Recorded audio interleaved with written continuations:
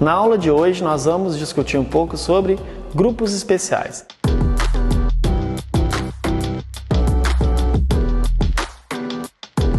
Olá, meu nome é Ronaldo Baganha, eu sou doutor em Ciências do Movimento Humano e especialista em Fisiologia do Exercício. Aqui nós estamos observando um aluno fazendo um movimento de tronco. Isso é um indicador de que o peso que está sendo movimentado é um peso elevado para a condição desse aluno, né? Essa situação de balanceio, em alguns momentos, ela pode não ser considerada um erro, e sim repetições roubadas, mas é muito comum, na sequência dessas repetições roubadas, o aluno ter dificuldade na hora da fase concêntrica ou de subida, como consequência do peso muito elevado, e nessa condição aqui ele faz uma expiração forçada com fechamento da glote. Isso não seria indicado para um aluno hipertenso e é um dos cuidados que nós deveríamos ter no nosso dia a dia. O aluno tem que conseguir fazer o movimento sem parar no meio, um movimento suave, principalmente quando eu considero um aluno iniciante. Observe que ela está roubando o movimento e ela ainda, em algum momento ou outro, ela não consegue fazer o movimento de subida sem uma pausa. Isso deveria ser evitado, principalmente quando se pensa em aluno hipertenso e iniciante. Então aqui nós temos um exercício popularmente chamado nas academias aí de supino reto, um exercício bastante comum, um exercício que as pessoas, principalmente os homens, gostam bastante de trabalhar, porque ele trabalha, entre outros grupos musculares, o músculo peitoral. É um exercício que o aluno precisa estar deitado, adequadamente deitado. Seria interessante o apoio dos pés, nem todos os bancos possuem o apoio dos pés.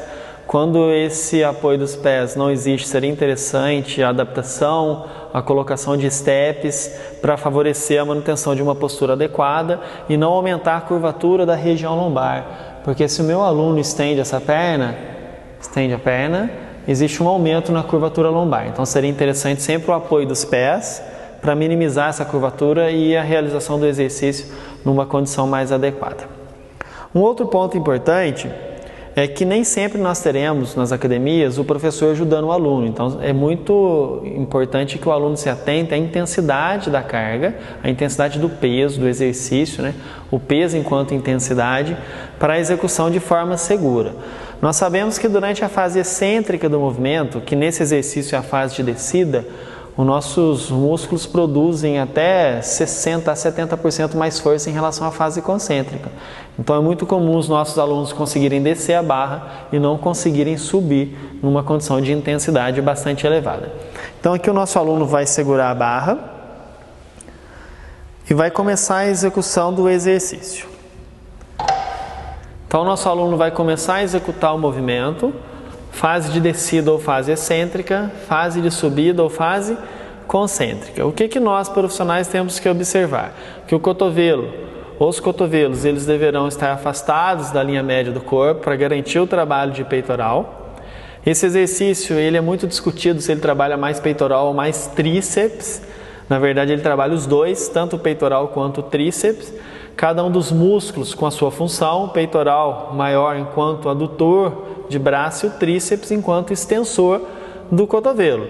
Então observe um movimento bastante suave, bastante tranquilo, com uma fase excêntrica e uma fase concêntrica, fase de descida e fase de subida bem tranquilo, que indica para nós que o peso, ele está leve ou o nosso aluno é iniciante e automaticamente o exercício é seguro. Então, um exercício bastante comum que nós vamos encontrar no dia a dia das academias e que deve ser indicado e deve ser prescrito na ficha de treinamento. O que nós podemos observar com o aluno iniciante? Uma descoordenação durante o movimento. Então, observe que um braço desce primeiro em relação ao outro, não existe uma harmonia no movimento e a mesma coisa na fase de subida. Um outro exercício bastante comum de ser trabalhado nas academias é o exercício de agachamento. E aqui nós temos diversas e centenas de discussões com relação até onde desce e posicionamento dos pés. Então vamos ao básico. A orientação sempre que os pés e os joelhos permaneçam alinhados na largura do quadril É muito comum nós ouvirmos falar na largura dos ombros, mas isso não é o mais adequado, visto que a articulação dos membros inferiores, elas estão no quadril. Então a orientação é os pés na largura do quadril. Na sequência, eu vou passar a barra para o nosso aluno.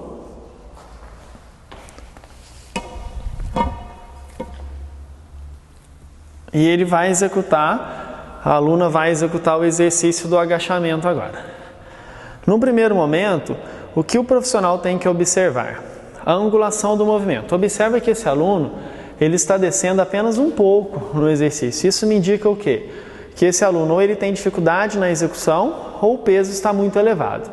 Num segundo momento, o nosso aluno agora, nós vamos observar que ele vai descer muito, que é chamado de agachamento profundo. A discussão acerca desse agachamento profundo é imensa, porque as pessoas falam, se agachar mais, trabalha mais. Isso é verdade? Sim, isso é verdade. O agachamento profundo trabalha mais o glúteo, trabalha mais o quadríceps, em relação ao agachamento mais conservador, numa posição de até 90 graus. Só que o grande problema é que eu tenho um aumento muito grande da compressão fêmuro-patelar na condição do agachamento profundo.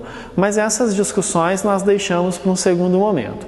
Então vamos observar agora uma execução do exercício de agachamento numa angulação considerada seguro, numa condição na qual o nosso aluno desce aproximadamente até a coxa ou fêmur ficar paralela em relação ao chão. Existe uma possibilidade do nosso aluno falar que está doendo muito as costas, isso pode acontecer, porque em função dessa barra estar livre, é muito comum um aumento na atividade da musculatura paravertebral para manutenção da coluna numa posição considerada aí cinesiológica. É um exercício muito comum, é um exercício muito bom para a musculatura, tanto extensora de joelho quanto extensora de quadril. Um exercício bastante comum nas academias, conhecido como puxador, é um aparelho chamado de puxador, na qual o nosso aluno vai trabalhar diversos grupos musculares. Então nós temos, por exemplo, um trabalho de deltoide posterior, um trabalho de bíceps braquial, um trabalho de latíssimo do dorso, entre outros músculos. É um exercício bem simples, alguns cuidados devem ser considerados, então nós temos que observar se o nosso aluno está sentado numa postura mais adequada, com a permanência da coluna numa posição bem cinesiológica. O apoio dos pés, os pés devem estar no chão e esse suporte deve estar em cima da perna para garantir a manutenção da postura do nosso aluno. O nosso aluno vai fazer a pegada e vai inclinar levemente o corpo atrás para conseguir fazer com que essa barra seja puxada até a altura do ombro e volte numa posição bastante adequada e bastante confortável.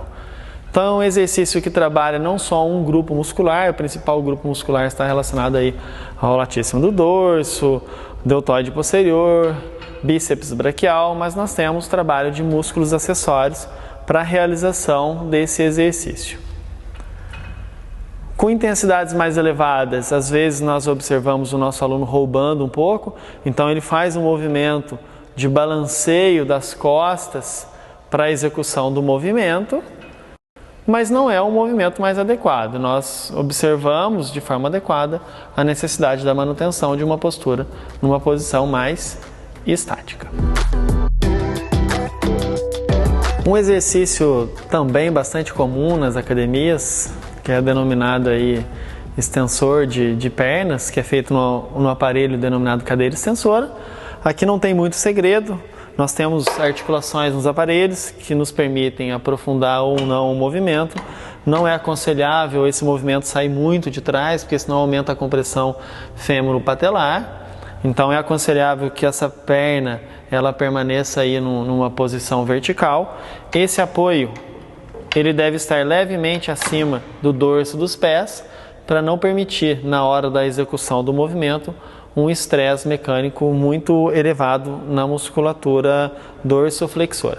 Então é um movimento bastante simples, uma atenção especial também para o posicionamento do nosso aluno. Aqui nós temos uma possibilidade de afastamento do apoio, na qual essa cadeira vai para trás e vai para frente, e aí o adequado é a manutenção desse apoio numa posição confortável e que o nosso aluno consiga manter aí um ângulo médio de 90 graus entre o tronco e a coxa.